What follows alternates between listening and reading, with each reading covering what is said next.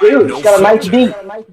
You like that. All right, I'm Tim Big Talk, and you are? I'm Paul, no filter here. All and right. we have a special guest on our show this week. Very special. We're going to let you introduce yourself here. Yeah.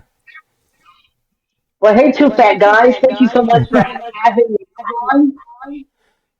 I am excited to be here. I am E.G. Taylor, and today I am wearing the hat of the state fair. But I have a lot of hats, so we can talk about a lot of stuff. All right, I love that. That's what I'll tell everybody how we met. I gave you and your mom, your lovely mom, she was a sweetheart. I gave you guys a ride home one day, and we were talking, and it just seemed like you and me connected. Like, and I want to put this out there. You're a Democrat, I'm a Republican, and we connected like we knew each other like for years, and that's how it should be out here. Yeah. That's how it should be. Yeah, Yes. I agree. And so I used to work for United Federal Credit Union in management there. And so when News 4 and our team teamed up, we would give awards monthly to either stellar students or teachers. So ones that just, were good in our community and stuff. So that's where we know each other from. And like I said, not a big splash, but I would stand up and present those awards at the meetings. Right. So then when he was saying that, I'm like, why do I know her name? What is this? Why do I know this woman? That's awesome. I'm glad you guys. Yeah, it's good to it's good. It's a big Reno's a big city. Yeah, but it's a small community, and everybody knows everybody, and everybody if you do something wrong here, people know it. If you do something good, people know it, and that's a good thing about Reno. Right. Either way, that was such a good thing for the school district, for people to look forward to. Those were good times, man. Yeah, absolutely. Yes. So now we have you on here, and like I told you, you have an open platform, and I didn't know you weren't running this year. You're going to be running in what next year? You'll be running if you're going to run again. Next cycle, as a senator, you run every 4 years. And so I'll run again in 20 years. Good. And Lord willing, we're all here and we're still doing a show, and we'll have you on here. And this is your new home for any politics you want to talk about. Hey, love to have that. Love to come back. I would be remiss as we have this conversation about all of our views not lining up, but having some things that we can absolutely agree upon and connect on, right, Paul? Like you said. Yes, I agree. And yesterday was atrocious. Since when do we disagree so you shoot somebody? Really? Yeah. It's funny. I was going to ask you about that. And I didn't want to put you on a spot about it, but I wanted to ask you about it. And I knew just the few times, the little bit of time that we got to know each other, I could tell you're a very Christian woman. Yeah. And I said to myself, I know what her reaction is going to be just from the couple minutes that I got to know you. It's heartbreaking. I mean, I think it was a sad day in American history yesterday. It almost felt like 9/11 all over again. Yeah. Well, I have to tell you, it was a sad day for everyone. We had one person out there who decided to do something horrific. Right, and to me, it impacts. I don't care what party you're from. I don't care what race you are. I don't care what gender you're in. It's bad for all of us. It's bad for all, and especially his family, his poor family. Yeah, no, and you know what? That's why, because before you're a politician, and I guess we're podcasters. We're human beings, and we have hearts, and we have to answer to somebody eventually, and that's him up there. Yeah. And it was atrocious. It bothered me all night. I couldn't go to sleeping last night. I was like, I can't. Not that I believed everything that gentleman said and all that. I just think that he was doing what we're doing. We're out here telling the truth. We're talking to people. Do I have to worry? That's what I started thinking. I'm going, wow. Do we have to worry what we're going to say now? Yeah. No, for real. It was. I said my prayers last night. It was the last thing to think about. And when I woke up this morning, it was the first thing that was on my mind, really, honestly. Right. Because it's that kind of thing that hangs over you, you know? Yeah, Yeah. yeah, yeah. It was a dark moment for everybody, like you said, everybody. Yeah. So I mean, Yeah. let's move on to some better Yeah. subjects here. Yeah.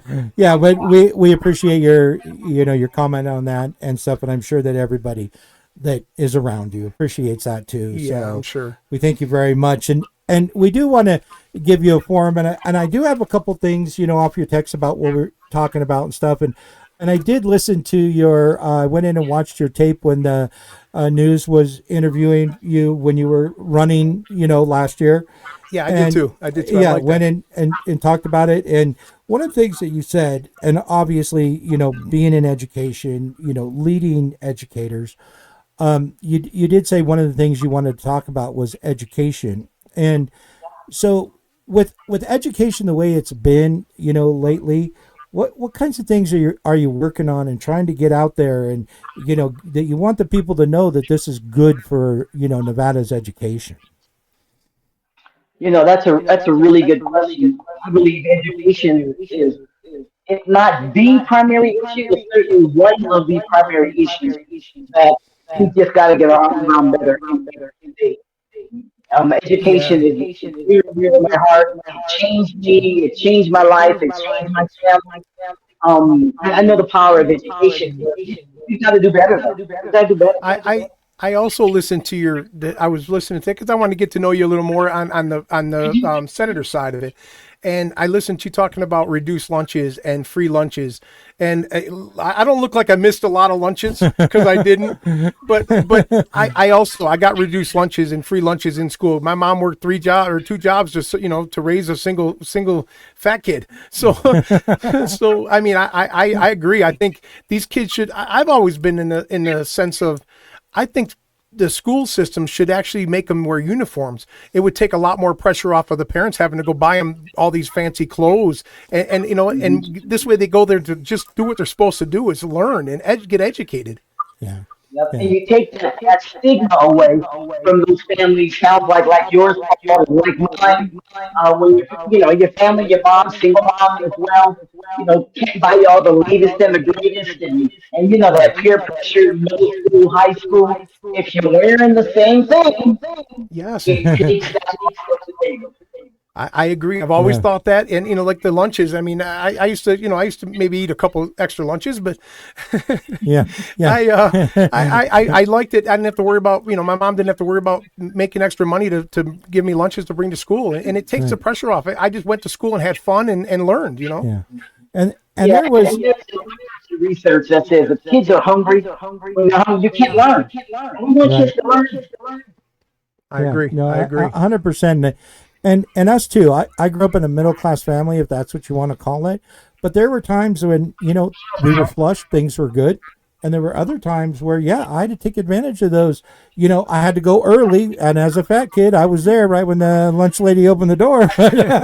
But you got a breakfast before because then you were I ate a lot of bologna sandwiches in a few of those years and so to take that away or to not have the money for that, I think that is the problem. If you're directing funds away from education, and I'm not saying you, I just if anybody as a nation is taking funds away from education to put somewhere else where we think it's a better idea, I think that the word has to be no, and everybody stand up. No, Yeah, I agree. kids need that, and you're absolutely right. Someone on and obviously I did not go hungry for long, but the thing is that you have kids out there that even won't say anything.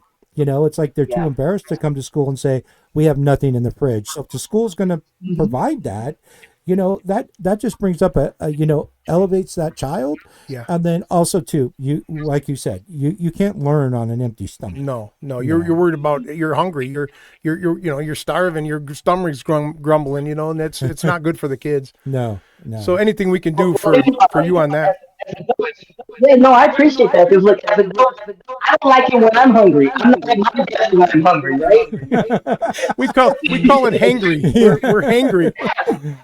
Yeah. I mean, So at the time, in our state, almost half of the students in our state qualify for free or reduced lunch.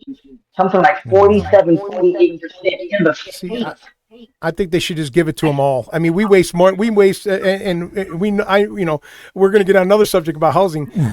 We waste money other places that we could take. And our kids in the school system should not be going to school hungry ever, ever, ever. No, no, not at all. Yep. I mean, But I believe bringing, in fraud and abuse. I believe in cutting that, but I also know that we have to be really nuanced in when do we cut back, when do we not cut back. And I agree with you. We don't cut back breakfast and lunch for kids. 100%. We Yeah. are so behind you on that one. We will come there and with our fat selves and support you anytime you need us to do that for you. Yeah. And Well, then and another thing is, though, is being involved with, News 4 and the credit union a lot of times around, even Thanksgiving, Christmas, and I know those are two big holidays, but to be out there and to be able to give families because of, some of our businesses in town donate that turkeys and dinners and things, when you go out there and see how appreciative people are yeah, of that, that hey, they were not having turkey or ham or whatever they were going to have unless they got that out of the community. So, and I saw a lot of good people, that came through those lines and that were there volunteering the time. So you're absolutely correct, and we want to be out there doing more. yeah, we do, Yeah. and that's why we got a platform now, so we can open our mouths and our even though we make fun of ourselves being heavy and all that. That's part of the joke, that's part of the podcast. Two fat guys, but we have hearts, and we know the public needs it, and we will be there. We might even do some shows later on to maybe raise some food and stuff Yeah. around the holidays and that. I do a Absolutely. poker tournament every year. For Toys for Tots, and I raise toys. We a bunch of us, was about 20, maybe 25 of us. The entries to play is bring a toy, and I take them down there and drop it off every year to them. Yeah.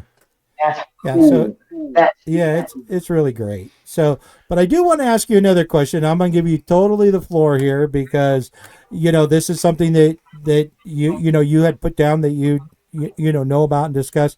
Let's talk about housing and rent control and like all that. What are some of the things that we're doing, in the Nevada legislature to kind of get a hold of that, and what are you pushing for? well, I'm going to start with something that gets a lot of conversation, but I can't really get my arms around it fully. I haven't seen any community where rent control helps, Yeah. right? Okay. I mean, I want to help people, or you like to give back to very poor, lived in subsidized housing.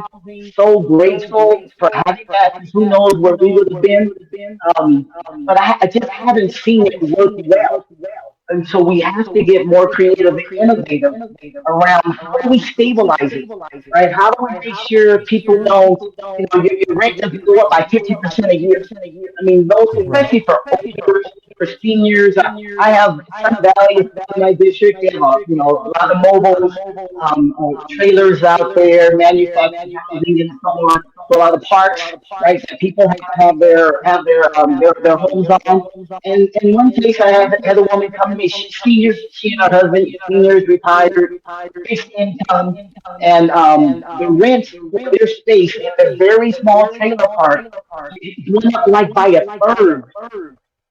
That's tough. Yeah. Yeah, That's Yeah. tough. So yeah, how no, do we find that place, right? Well, we help them. And then the market to be the market. You can't leave people behind. no. It's funny because we're talking housing, and just something you didn't know about me.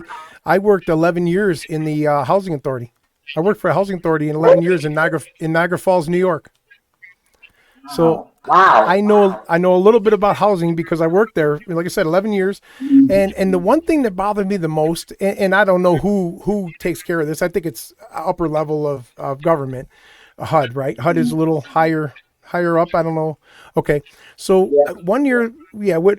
Right, you're like way above my head. No, but here's what bothered me about it. One year, we changed the windows in the apartments, all in Jordan Gardens in Niagara Falls, New York. We changed all the windows in the apartments. The next year came around. we changed the windows again. And I went, I stood up because I have a mouth and I don't know how to shut it. And that's why I don't work there anymore. But I quit. I didn't get fired. But I stood up and I said, wait a minute, we just did these last year. Why are we wasting the money? And I was told if we don't spend it, we don't get it. Yeah. That's a waste of money. I mean, that money could have went towards something else. Put in new something, a roof or something else, toilets or tubs or anything. But they just wasted the money, and I went, this is not okay. Not Have you ever okay. seen that?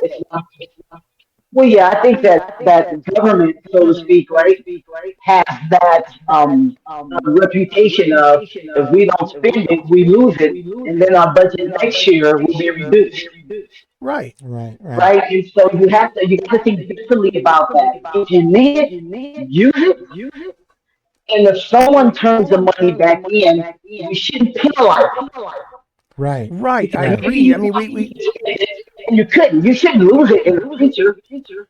right. That's a terrible system. That system Yeah. is broken. Whatever we can do to fix that system, we need to fix that one. Yeah. Because somebody could have used that money, whether it went to education or it went to fixing up the apartments so they weren't as bad as they were. Yeah. Right, mental And I health. think When you look up all the needs that money could have gone to good use. Yeah, Right, a lot right. of good use. Yes. and I see that in I've had some corporate jobs where high up in a bank and whatnot, and then I also opened and ran some dispensaries, and it was just I had the background, with my finance background to really dig into the regulations and things like that. So that's why I was successful there. But it's the same thing.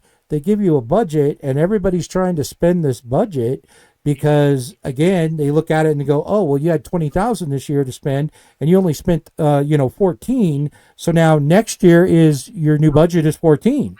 And like you said, it's like then you're scrambling to spend it so you get it, and you're in that hamster wheel, I believe, and that's in corporate America as well. So Well, Yeah. that No, goes you're to right. that goes. Go ahead. yeah, what I did I think it's say? something that if you see a department or a division that has a trend of not spending their money, then you can say, hey, maybe you need a little bit less. But if someone at the end of a year, maybe you were planning to spend it on something, it fell through, a bunch of computers or whatever, it fell through, so you left it 20,000. You can't carry that over. We should be penalized because somebody can use that money. Yes, Right, I right, agree. right. I agree. Definitely agree. No, 100%. And we're not trying to jump around on you, but just wanted to ask you, too, is there something that you're championing right now or working on that, because we don't know the legislative process, I mean, we're educated but not educated when it comes to certain things. So, is there something that you want to tell us about that you're championing, or just the floor is yours. No, look, I appreciate you guys do, and I appreciate being able to be a part of your platform. I think the legislative process is interesting, and most people really don't know about it.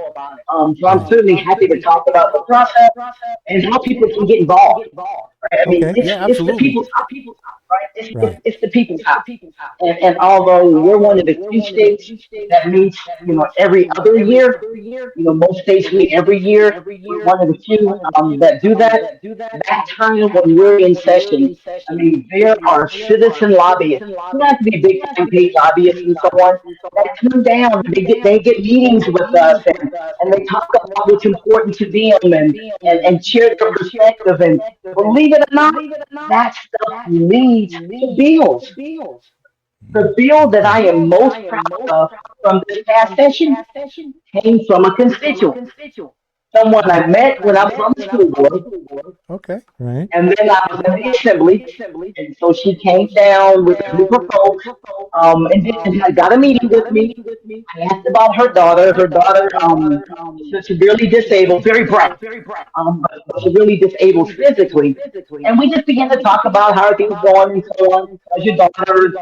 And she shared with me that our state law says that if you have a child that's below the age of 18, you can get a caregiver, right, to help take care of that child. Medicaid will pay for that. Of course, Okay. chronically ill, severely disabled, you bet. But if the parent wants to be that caregiver, the Medicaid won't pay for that. Wow. Oh, wow. Okay. That doesn't make Yeah, didn't sense. know Because that. think, oh yeah, you have a disabled child. You want to stay home with that child. You want I to care for my that child. my granddaughter is disabled, and my daughter Mhm. and my son-in-law work full-time jobs. And if my wife's not available to watch her, my grandson steps up. We did a show on heroes, and that was my one of my heroes, my 14-year-old grandson, because he's taking care of his sister, and she's only 10, but she's nonverbal and everything. And I'm all for that bill. Let me tell you, because they could use every bit of help they can get to help them.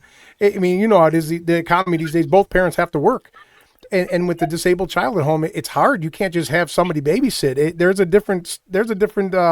It's hard to take care of a disabled child. So yeah, I would like we'll talk. We'll I would like to talk after this a lot more about that, because I want to be 100% in on that. My daughter and my son-in-law would definitely be in on this too, to help Yeah. with anything we can do with that bill. Is it already passed or? That bill passed. I'm happy to say that bill passed. Yes. Good. We had, back to how citizens can get involved. When you Yeah. have a bill, say I'm a senator, right? So it comes up on the Senate side. It was Senate Bill 207. So when Senate Bill 207 comes up for a hearing, there's a period called public comment. That's when the public can come, they can show up in person, or they can call in. They can even email in, but most of them show up or call in. We had so many families with disabled children, and they brought their children to really demonstrate, I want to take care of this child. I have a family that reached out to me that they lost their home Wow, because they that's wanted terrible. a parent to stay home and they lost that income. And like you Well, said, today's economy, you know you what I really love need about to. this then? You know what I love What's about that? this? Now that we know you and you know us, you let us know when you need it, because we will be right there. And we like we said in the beginning, we might not agree on everything, but the things we will agree on, we're gonna go. You got allies now. You got some fat big allies on your side. So, look, Right. there's room for families too. I'm telling you that right now. well, well, it's That's the I don't want family we. that about your grandchild. That's cool. That's very cool. See, What's now that? with this bill that's really good and cool about your grandchild, right? Yeah. Um, with the bill now, once we have to apply for a waiver, we'll get it, but it's going to take about a year. Unfortunately, it is an instant. But in that case, a family member can stay home, right? Same requirements. They have to know CPR. They have to be trained, but they can stay home and take care of that family member. So I'm excited about That's that. good. That's good to know. Okay, good. Yeah, I'll keep up on that for sure. I mean, that has a lot of interest for me. Yeah. No, Yeah, most that, definitely. that bill is exciting to me. That's awesome. I'm glad. Yes, Yeah. thank you, and thank you for putting in the time and effort to get that done, because not just our family, but all them families out there that it helps. That's going to be a game changer for a lot of families that are going Yeah. to be able to enjoy life now because of that. Well, and I think you said some. Yeah. Yeah. Yeah. And I think something that you said. Sorry to interrupt you. About because that's what we think about lobbyists. I learned about lobbyists. I mean, we've heard it on the national stage, but even here when we're talking about in Nevada, when Nevada was considering cannabis being legal, is one of the things is that they did is they had all these lobbyists there. And so we always thought it had to be an attorney or something like that was a lobbyist, but you're saying that citizens can come down there and support, and have your constituents down there and come in and support this. That's good to know. Yeah, Yeah. I had no clue on that, so that's good. I'm going to learn. I'm going to learn a lot from you. Yeah, no, and we welcome that. I mean, most of us as legislators, when you hear from a constituent and that you can help, that's a bill that you want to work on. Hey, this can really make a difference. We get, as a freshman senator, I got 10 bills that I can sponsor. Yeah. Veteran senators, I think they get 20. Right? That's a lot of bills because then you have to work your bill. And this way you connect with the lobbyists, right? Because they can help lobby the bill because then you have to get the votes, right? To get it out of your house and then go over to the assembly side. Then you have to work the bill to get it out of that house. And then so you hope that the governor signs it. But in our state, because we have time limits, there's a place for lobbyists that honestly that of course that are honest because they live this stuff every day. 1,200 bills went through the legislature last session. There is no way in the Wow. world I can know everything that I would want to know about 1,200 bills. Yeah, that's too many. But we Yeah, need for people to sure. come up.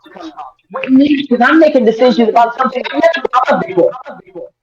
So I need Yeah. you to come in. Eh, Right, seriously, right? Like, shit, I never thought yeah, about that. no. But you want to Right. make No, the hey, right hey. decision, you know? That's good to know. Yeah. I'm glad we're gonna be able to kind of work together here. And Yeah. like I said, it's been a pleasure to meet you. I'm so glad. There was a reason why I picked you up that day from the airport, you and your lovely mom, because Yeah, God put us together for a reason here. Yeah. Yeah. I believe that. I believe that. Because if I recall correctly, Paul, the other driver took so long, I canceled, and you were That's the right. second driver. So that was That's right. supposed to That's happen. right. You did say that. See, there was a reason. There was a reason. See, That's right. but yeah, we don't want to hold you up too much here. I think, like I said, in the platform, you ever want to get on here and talk, you just call me. You got my number. Yeah. And we'll make a special show just for you if you need to get something your point across, because we're going to get a lot of viewers and a lot of people are starting to watch us now. We're starting to get gaining traction here. So stick with us and hopefully we can all work together. Yeah. Absolutely. Absolutely. Let's do it. And when something's coming up and you think, hey, we want a perspective on this from the legislature or politically or whatever, anything, you know how to get me. We can keep this thing For going, sure. guys.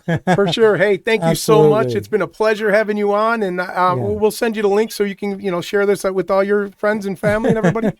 Yeah. I'll put it on my social and get you some more viewers, man. Get you some more All viewers. All right. right. All right. Hey, Angie, thank you so Thank you much. so much. We We appreciate your appreciate time. you. Take care. Have a Thank good you. day. Thank you. All right. Bye-bye now. Bye-bye. You do the same. All Great right. show. Well, Great show. you She's a great lady. I loved having her on here. 100%. And when I was talking about how, when I knew her, like I said, she meets a lot of people. It's not somebody that that was like, oh yeah, I remember you. You did, She but knew you as soon as remembered, you said it. Yeah. but she remembered the program and she probably put the face together. Well, she put stuff. the body. She said, "Oh, that fat guy, I remember him." Yeah. Well, that's our show today. We're Yeah. trying to reach out. You see what we're doing. We're getting people on here, and if Yeah. anybody wants to be on here, you hit let us know. Yeah. My number 775-351-6930. Call me if you want to come on here and talk about something that's important to you, your family, or any business, whatever you want to do. Yeah. Call us. Yeah. We have an open platform here. Nobody can tell us what to do. Just don't get mad at us if we tell the truth, and we don't want none of that. And Right. our sponsor here, Elite Garage Door, Johnny Lewis. Give him a call, 775-323-DOOR or 775-323-3667. They do great work. Winter's coming. Get an inspection done before winter so you don't get stuck. Yeah, absolutely. All right, you guys, this was a great show. We're going to say goodbye for now, and just keep watching us because we're going to have some good some good guest stars.